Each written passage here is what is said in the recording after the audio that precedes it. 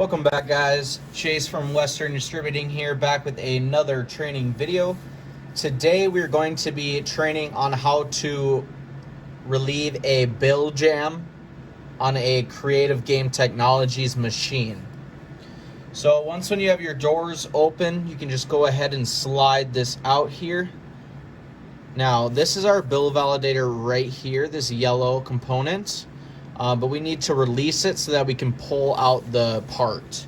So you'll see on the bottom here, there is a little lever. You're gonna wanna lift that up like that and just go ahead and push that whole unit back. And once when we do that, we can go ahead and lift this top door. And underneath there will be a little green tab like the other ones. You just go ahead and push that button up. That will release your bill validator. You can go ahead and just remove that. Once when you have the bill validator removed, you can pull these two pins here. That will open it up.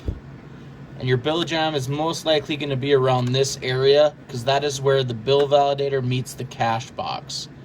So once when you take out the jammed bill, you can go ahead and just close that up. Make sure it's closed tight. You can go ahead and start to feed your bill validator. And once when that is feeding, you'll be able to hear it go. And when you hear that, you know that you are good to go.